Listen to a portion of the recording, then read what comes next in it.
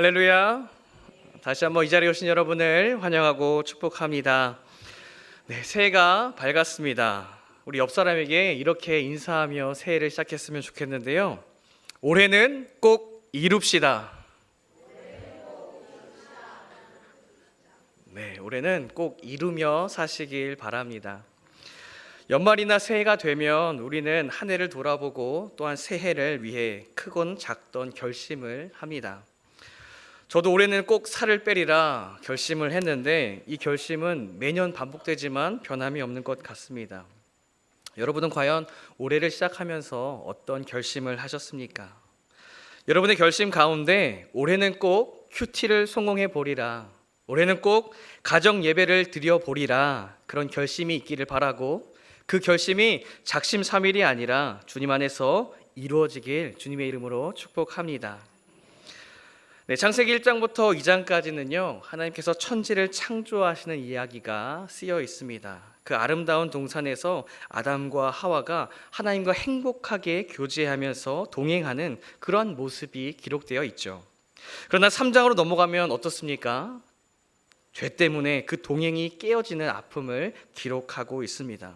그리고 오늘 말씀은 우리가 말씀을 보면 그 단절되었던 하나님의 관계가 완벽하진 않지만, 완전하진 않지만 그래도 다시 회복된 모습을 조금 발견하게 됩니다. 그것이 무엇이냐면 바로 제사입니다.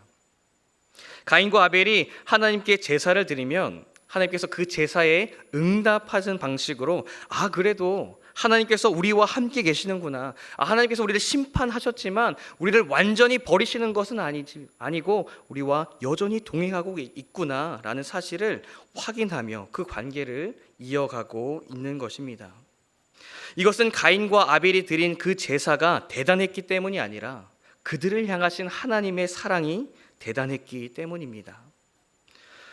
저희 외가가 전라남도 완도인데요, 완도에서도 배를 타고 40분이나 들어가야 하는 그 청산도에 있습니다. 멀다 보니까 어렸을 때도 1년에 한 번 갈까 말까 했던 것 같아요. 그래서 이제 오랜만에 가게 되면 그 외할머니와 외할아버지께서 반갑게 반겨주시는 모습이 떠오릅니다. 그러나 막상 도착해서 이렇게 시간이 좀 지나다 보면 제가 제 동생과 싸우기도 하고 시끄럽게 장난치기도 하고 또 반찬 투정도 하고 여러 가지 모습을 보면서 결국엔 이런 말씀을 꼭 하시더라고요. 야, 나 시끄럽다. 너희 집에 가라. 막 이러면서 사투리로 막 저에게 이제 시끄러우니까 이제 그만 가라고 다그쳤던 모습이 기억납니다. 오랜만에 봐서 좋았는데 저하고 동생이 할머니 할아버지의 장식장도 깨트리고 반찬 투정도 하고 엄마에게 말대답도 하고 하는 그런 모습을 보면서 아마 정신이 사나우셨던 것 같아요. 그러다가도 다시 갈 때가 되면 어떻습니까? 네, 서운한 마음에 다시 또 와라. 그리고 또 명절이 가까이 오면 저희 부모님께 연락하시면서 언제 오니, 올 수는 있니 물어보시던 그런 모습이 기억이 납니다. 이것이 부모의 마음이고 하나님 아버지의 마음이 아닐까 합니다. 그 사랑이 우리를 결코 포기하지 않고 우리가 어떤 잘못을 했던 우리를 바라보고 우리를 사랑할 수밖에 없는 것이죠. 사실 이 땅에 하나님과 동행하지 않는 사람은 없을 것입니다. 왜냐하면 하나님께서는 하나님의 뜻을 따르는 사람과도 함께 하시지만 죄를 향해 달려가는 그 사람들을 위해서도 그들과 끝까지 동행해 주시기 때문입니다. 그 동행 끝에 하나님의 말씀이 육신이 된 줄 믿습니다. 그 동행 끝에 죄 없으신 주님께서 십자가에 지게 되신 줄 믿습니다. 예배는 그 주님과의 관계를 확인하고 회복하는 자리입니다. 이 예배의 자리에서 그 하나님의 사랑과 은혜를 경험하시고 확인하시고 그 주님을 찬양하고 기뻐할 수 있는 저와 여러분이 되시길 주님의 이름으로 축복합니다. 그렇다면 우리는 이 예배의 자리에서 어떤 예배를 드려야 할까요? 우리는 가인과 아벨의 제사를 통해 하나님께서 기뻐하시는 예배와 그렇지 않은 예배를 확인하게 됩니다. 여러분, 에덴 동산에서 쫓겨난 아담은요 가시덤불과 엉겅퀴가 가득한 땅에서 생존을 위해 힘들게 땀을 흘려야만 했습니다. 하와는 어떻습니까? 임신의 고통을 통해 가인과 아벨을 출산하게 되지요. 그러나 그들은 그 척박한 환경 속에서도 하나님의 은혜를 의지하며 하루하루를 살았던 것 같습니다. 그렇게 시간이 지나자 가인은 농사를 하는 사람으로, 동생 아벨은 양을 치는 사람으로 건강하게 자랄 수 있었습니다. 이 모든 것이 하나님의 은혜였고, 하나님의 은혜 없이는 농사도 양을 치는 일도 아마 감당할 수 없을 것입니다. 그 사실을 알았기에 가인과 아벨은 받은 은혜에 감사하고 또한 앞으로 주실 그 은혜를 기대하며 하나님 앞에 각자 자신이 준비한 땅의 소산과 양의 첫 새끼로 하나님께 제사를 드리고 있는 것이죠. 하나님, 이 촉박한 땅에서 추수의 기쁨을 누리게 하심을 감사합니다. 하나님, 이 위험한 상황 속에서 양들을 지켜주시고 그 양들이 번성케 하심을 감사합니다. 우리가 드린 이 예배를 기뻐 받아 주시옵소서. 가인과 아벨은 하나님께 정성껏 예배를 드렸습니다. 그런데요, 그 결과는 전혀 달랐습니다. 아벨과 아벨의 제물은 하나님께서 기쁘시게 받았지만 가인과 가인의 제물은 하나님께서 받지 않으셨기 때문입니다. 그 사실 앞에 가인은 수만 가지 감정들과 생각들이 들었을 것입니다. 당황도 했다가 뭐 잘못한 것이 있나 죄책감이 들었다가 동생 앞에 창피하기도 하고 분하고 답답하기도 했을 것입니다. 그러한 복잡한 마음과 그 안색이 변하는 가운데 하나님께서 가인에게 다음과 같이 말씀하십니다. 우리 6절과 7절 말씀 함께 읽겠습니다. 시작. 예수께서 가인에게 이르시되 내가 분하여 함이 어찌 됨이며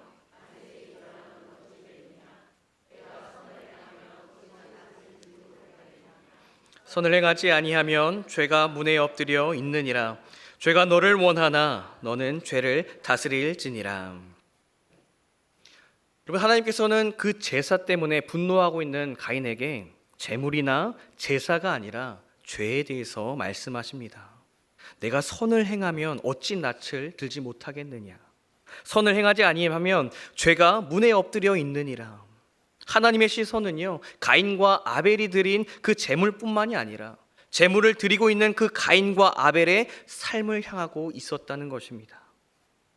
여러분, 하나님께서는 우리가 드리는 찬양과 기도 그리고 제물과 그 모든 것뿐만 아니라 하나님을 예배하는 우리 그 자체를 주목하고 있다는 사실을 기억하시기 바랍니다. 하나님께서는 지금 우리가 드리는 1시간, 2시간 동안의 그 예배만 바라보고 그 예배를 판단하시는 것이 아니라 그 예배를 드리기까지의 우리의 삶을 함께 바라보고 있다는 것입니다. 여러분, 우리의 삶의 모습은 과연 어떻습니까? 혹시 우리도 선을 행하지 못하여서 죄가 문 밖에 엎드려져 있는 그러한 삶을 살고 있지는 않습니까? 바라기는 우리의 삶이 하나님께서 기뻐 받으시는 거룩한 예배가 되기를 소망합니다. 특별히 올해부터 원포인트 가정 예배로 우리 가정과 다음 세대를 살리기 위해서 전 교회적으로 힘을 모으고 있습니다. 현재 우리 아이들이요, 세상의 문화와 수많은 가치 가운데 살아가고 있습니다. 그런데요, 일주일에 한 번, 그것도 한두 시간 드리는 예배와 나눔만으로는요, 그들을 세상의 문화와 가치 속에서 지키는 것은 결코 쉽지 않습니다. 우리 아이들도 삶이 예배가 되어야 하는 줄 믿습니다. 그러기 위해서는 가정에서 드리는 예배가 신앙적인 대화가 필요한 줄 믿습니다. 교회에서만 드리는 예배가 아니라 삶으로 드리는 그러한 예배를 우리 다음 세대들과 가정에 보여줄 수 있는 저와 여러분이 되시길 소망합니다. 그것이 하나님께서 기뻐 받으시는 예배이며 우리 다음 세대들이 믿음으로 살아가는 길임을 믿습니다. 저를 따라 한번 해보겠습니다. 우리의 삶까지가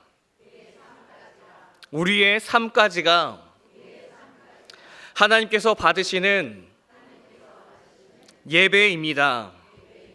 그렇습니다. 우리의 삶까지가 하나님께서 받으시는 거룩한 예배임을 기억하시기 바랍니다. 그 예배를 하나님 앞에 들려드릴 수 있는 2026년이 되기를 소망합니다.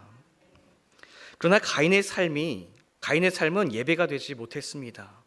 하나님께서는 그런 가인에게 죄가 너를 원하나 너는 죄를 다스리라고 경고하시고 또한 교훈하십니다.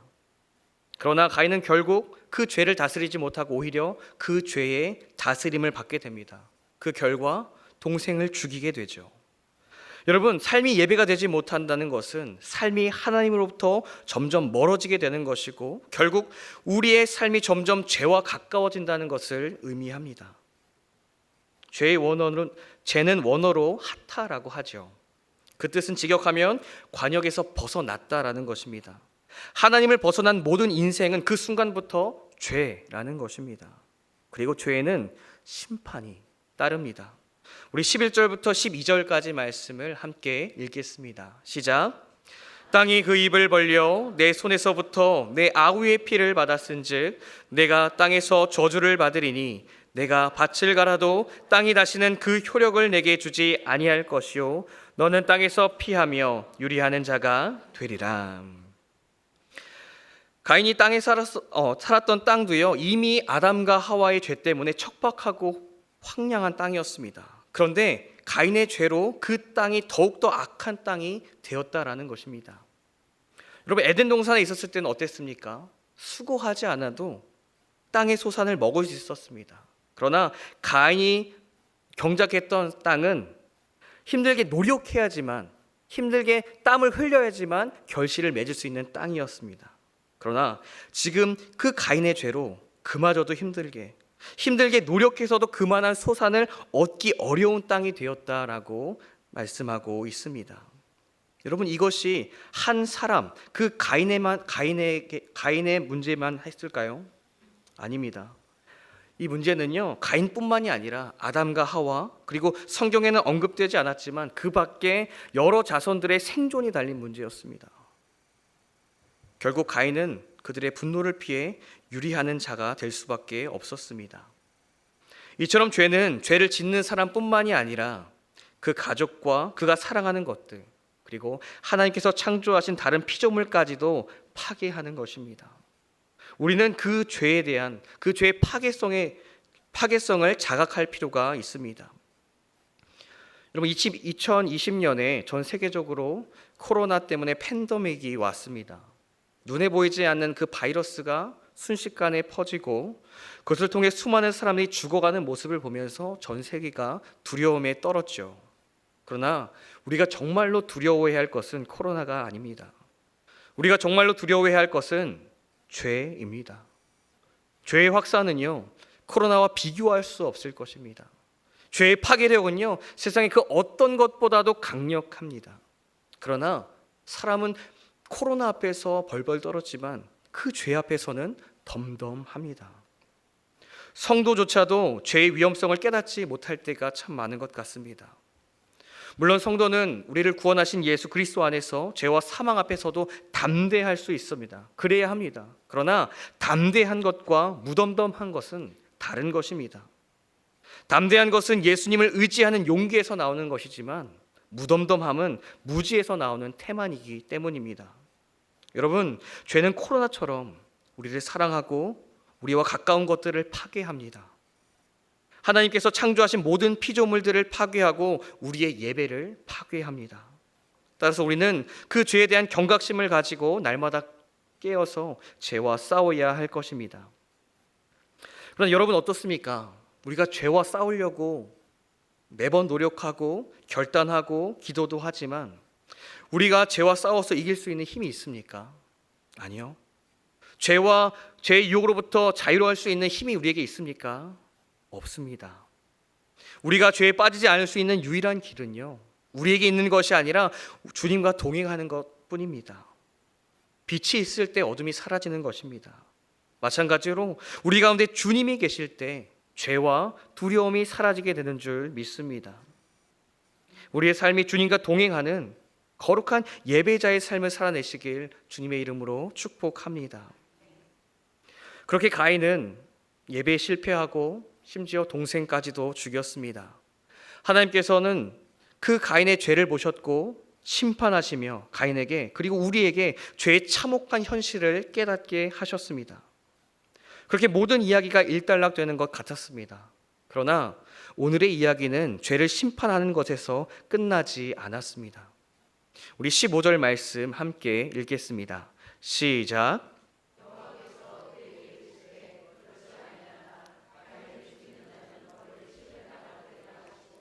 가인에게 표를 주사 그를 만나는 모든 사람에게서 죽임 면하게 하시니라. 하나님께서는 죄를 범한, 그래서 예배에 실패하고 동생을 죽인 살인자에게 죄인이라는 낙인이 아니라 하나님의 자비와 긍휼의 표를 주셨습니다. 그래서 죄인으로 살다가 죽도록 내버려 주시지 않으시고 가인에게 다시 한번 살아갈 수 있는, 다시 한번 도전할 수 있는, 다시 한번 선을 행할 수 있는 기회를 주고 있는 것입니다. 여러분, 그 기회를 주시는 분이 하나님이십니다. 사망 가운데서 죽을 수밖에 없는 우리에게 생명을 주시고 다시 한번 기회를 주시는 분이 우리를 사랑하시는 하나님 아버지인 것입니다. 여러분, 우리의 지난 한 주간의 삶이, 작년 2025년이 죄의 다스림에 치우치며 살아갈 수도 있습니다. 그래서 우리가 오늘 드리는 예배가 하나님께서 기뻐하지 않으시는 예배일 수도 있을지 모르겠습니다. 그러나 그 하나님께서는 우리를 포기하시는 분이 아닙니다.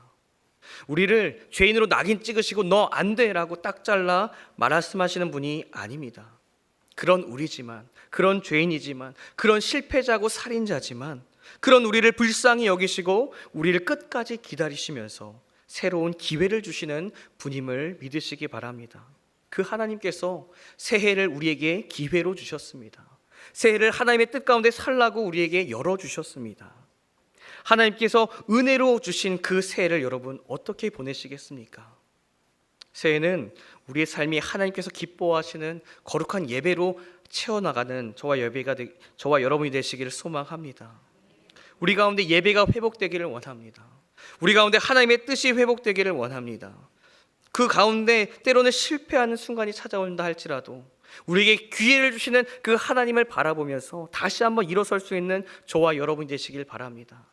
하나님께서는 일어설 때 격려하시며 그 끝에 승리를 허락해 주실 것입니다.